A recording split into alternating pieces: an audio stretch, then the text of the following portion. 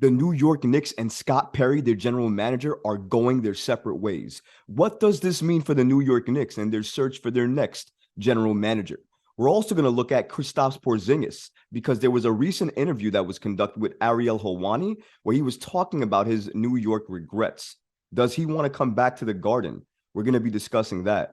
And finally, the New York Knicks are still monitoring the Embiid situation in the 76ers organization. Reports have indicated that they are looking for something chaotic to happen in the 76ers organization that allows Joel Embiid to be available for a trade. And if that happens, they might pull the trigger. All this and more today. Let's go. According to Steve Popper of Newsday, the New York Knicks are going to be parting ways with Scott Perry when his contract expires at the end of June. So Scott Perry joined the New York Knicks in 2017. And when he came to the franchise, we were directionless. We had no head, no ambition, had no idea where we wanted to be, no identity, nothing. He came in, he gave our franchise a direction, he turned it upward, and that is the direction we have been moving in since he has come into the organization in 2017. He helped draft RJ Barrett. He helped draft Mitchell Robinson. He helped sign Julius Randle. He helped sign Jalen Brunson. Those four key factors right there, four key players are the reason why we even got to the playoffs. Scott Perry has his fingerprints on some of the biggest and greatest New York Knicks moves that we've seen over the past few years. So you got to give him praise. You got to give him kudos. He definitely has had an impact on this New York Knicks organization. Whether you want to argue it was good or bad is your interpretation. But personally, for me, Perry gets a lot of kudos for coming into an organization that really needed help and changed the direction of this franchise. It wasn't him alone, but he was a big proponent of it, and he definitely has earned a lot of praise in my book. Scott Perry is coming off one of the best Knicks seasons that we've had in the last decade. The Knicks just made the Eastern Conference semifinals. We haven't done that since the 2012-2013 season with Carmelo Anthony. So why is he leaving? What's the purpose of him leaving after a successful season? Doesn't make sense. Why wouldn't we just extend him? Well, Steve Popper looked into this too. And according to Steve Popper, Perry's voice isn't as significant as it once was in the front office. And that's largely in part due to, William Wesley being executive vice president, but also an up-and-comer right now in the ranks under Leon Rose, the senior basketball consultant, Gerson Rosas. That name may sound familiar to you because you may know him and remember him from last year dealing with the negotiations for Donovan Mitchell. So a lot of fans have a little bit of a bad taste in their mouth because they don't like what he did. They thought they botched the negotiations and didn't get the Knicks Donovan Mitchell. There's a lot of factors to it, of course, but him being a proponent of that seems to indicate that he has, a high level of trust within the organization under Leon Rose. So if there is a hole and a gap at the GM position when Scott Perry leaves, I would be very, very interested to see who takes that position, because one name to watch is Rose's name. His influence is growing under Leon Rose, and I think it's only a matter of time before he gets that GM spot. Now, personally speaking, I don't think he deserves the GM spot, especially with Bob frickin' Myers being available because he's stepping down from Golden State. So since that happened, for me, even if Rosas was the plan, if Bob Myers is available, the plan changes. You do everything to try to get one of the best general managers to ever do it in Bob Myers. You go get him. If he's available, he's my choice for who I'd want to run the New York Knicks as their general manager. Go get Bob Myers. Please do not give this position to Gerson Rosas. Please do not do it. I don't want it. I know a lot of Knicks fans do not want it, but the unfortunate reality is that is the direction that this New York Knicks franchise might head into when Perry leaves at the end of his contract. It's just something to note and watch out for. My guy, Ariel Helwani, man, broke the internet again when he had an interview with Kristaps Porzingis. In this interview, he asked Porzingis if he felt any negativity or any ill feelings for the way he left New York. And this is what he said. Of course. That's like, that was like my first love, the city of New York, like playing in MSG. So of course I have like this, not the best feeling, when I get this so much hate. But as I said, it's better. And of course, I can understand now how the fans could feel that way for how they viewed me at that time. And then I asked for a trade, and boom, I'm out. And then, I get painted as the villain, and yeah, but it is what it is. And my career is moved in this direction, and I'm good now in Washington. So, I mean, clear as day, we can all see that there is something to be said about Kristaps Porzingis and basically taking a little bit of ownership and responsibility for his part in leaving New York in the way he did. Now, obviously, a lot of Knicks fans have bad tastes in their mouths from the way he left. They didn't like his brothers as his agent. I know a lot of teams around the league actually don't like his brothers as his agent. It makes it difficult to deal with KP. So we understand that. But let's not get it twisted. Kristaps Porzingis is coming off of one of his best seasons as a Wizard.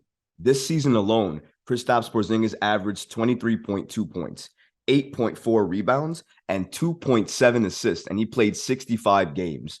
He's had one of his best seasons with the Wizards, and he's likely looking for that max contract. Now, I know a lot of Knicks fans want him back in the Garden, and to be honest, the Knicks do need a stretch five, so if he was headed back to the Garden, it would help solve a lot of the issues that we saw against the Miami Heat in that playoff series, especially from the center position. I think he upgrades that. Injury concerns are definitely there. Obviously, the knees, a little fragile. There are some concerns there. But when he's good and when he's on, he is money. There's a reason that Kevin Durant dubbed him as a unicorn. Being as tall as he is, being able to shoot the three as he's capable of doing, the way he can still block shots when healthy. He definitely is a game changer. And absolutely, if available, I'm listening to that conversation. The unfortunate part is if you trade for a Kristaps Porzingis, which might be a sign and trade, Julius Randle and or RJ Barrett are not going to be part of this team anymore. And you have to make the decision as a GM, as an organization, is this what I want to do? Is KP the answer? Is KP the move? If I add KP, a few draft picks, and RJ Barrett, Emmanuel Quickly, Quentin Grimes, whatever that deal might look like to get KP back. If I do that and I get Kristaps Porzingis, does that guarantee that I'm an Eastern Conference finalist? Does that guarantee that I'm an Eastern Conference final team? Am I an NBA final team? That's how I judge some of these massive trades. It needs to make sense on that level. Because why are you going to mortgage your franchise if you don't even have a shot to make it to that dance, that finals dance, that exclusive dance that only two teams get to go to? Why would you hemorrhage your franchise for trying to trade for a guy that left your franchise and give him max dollars? It's the money. It's the injury concerns. Listen, Kristaps Porzingis would be an amazing addition to any team, including the New York Knicks. But you got to think about that contract and the assets it's going to take to acquire him. Is it worth the amount that it would take to get KP back to the Garden? That's the question that I have. Nothing to do with his play. If we're just talking about a fair deal here to get KP back, I'm all for it because that's how impactful and important of a player that he is. But I'm not just going to try to get KP for any reason. If it doesn't make sense, then I'm not going to do it. It needs to make sense for the New York Knicks franchise. And I don't think KP is going to be the move this offseason. Personally speaking, I think the New York Knicks are going to go after a wing. Speaking of wings, we recently did a poll on Twitter. 737 votes. Thank you guys so much. I can't believe all of the support we got on that one.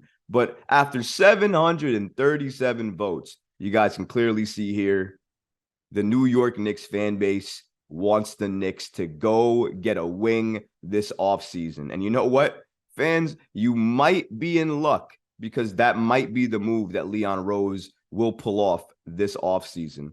Maybe Paul George, maybe Zach LaVine. I don't know. I don't know who that name is going to be.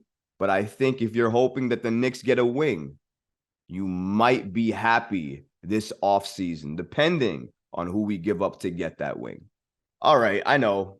We're going to talk about the Embiid situation. Now, listen, I covered Embiid at length in another video last week, and I understand. I don't want to continue to keep covering Embiid, but I just wanted to kind of laugh a little bit on the report that was just released about Embiid. So if you guys have been living under a rock, it was recently reported that the New York Knicks are currently monitoring the Embiid situation in Philly. They're looking or waiting for something to go chaotic. They're hoping, that's the key word of the report. They are hoping that Embiid becomes available because the 76ers organization just can't figure it out and can't get it together. So that way, if he is available, the Knicks would go ahead and try their best to swing for Embiid and see if they can hit, because that would be the move that this organization would absolutely make if Embiid was available. However, here's the report, and this is why I wanted to bring it up. On the latest episode of the Hoop Collective, ESPN's Tim McMahon said that the Knicks are hoping things go haywire with the Philadelphia 76ers to the point that Joel Embiid will want to leave. That's what the report is. It's not about sources. It's not about this stuff or this person said this or this player said that. It's hope. That's the report. The Knicks hope that Joel Embiid becomes available so they can trade for him. I knew that last week. I knew that 2 weeks ago. I knew that 3 weeks ago. I knew that before the season started. I knew that 2 years ago. I knew that 3 years ago. This ain't nothing new. This is not a report. Listen, I get it. We're not really at the end of the season yet because the NBA finals are still going on. So the season hasn't ended yet. A lot of the teams are out in Cancun having vacation. So nothing's really quote unquote relevant right now. And there's a lot of people that are searching and reaching to create content for the audiences to consume. And I get that. And I thank you for creating that service. But we got to stop. We got to stop. We created an article. Bleacher Report created an article, and it's been all over social media about the Knicks monitoring the Embiid situation. But the only report that was mentioned in that is hope. That is the only part of that that makes sense. That they hope Embiid becomes available. Period. That's the report. Listen, man, if it has legs to it, fine. Report on it. Let me hear about it. Let me read about it. But if you're not reporting anything and you're just saying, yeah, well, I hope the Knicks get him. I hope the Knicks trade for him if he becomes available. The Knicks really want to trade for him if he becomes available. Yeah, we know that. We all know that. Joel Embiid is the star, the superstar that you trade for. If he's available, you make that trade. You answer that call and you figure out what it takes to get a player the caliber of Joel Embiid, the MVP of the league, into this organization. You absolutely take that call. And if it makes sense and you don't have to gut your roster to do it, pull the trigger. Embiid is a game changer. However you want to clarify or classify or whatever you want to do with him.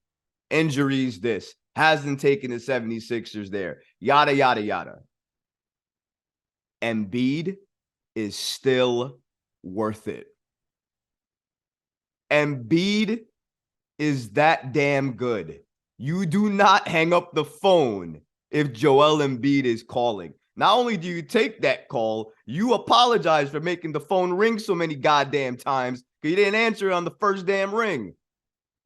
Joel Embiid is a game changer. The New York Knicks should absolutely go after him. But the unfortunate part is, number one, he won't be available. Number two, he's a division rival. So even if he was available, he's not being traded to the Knicks without significant assets. He's likely going out west. So we got to stop this.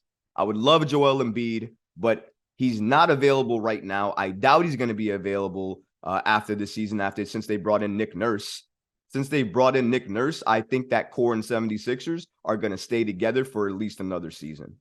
Maybe with Harden, maybe without, I don't know yet. But I would think that they got one more year with Nick Nurse to see what they can do before we really have to start monitoring the situation in Philly. Right now, there's nothing to monitor. I don't think Embiid is going anywhere. And even if he would be, it would not be to the New York Knicks. We got to stop that. If you like what you heard, please go ahead and leave a comment, smash that like button, and don't forget to like and follow us. Until next time, Knick fans, peace.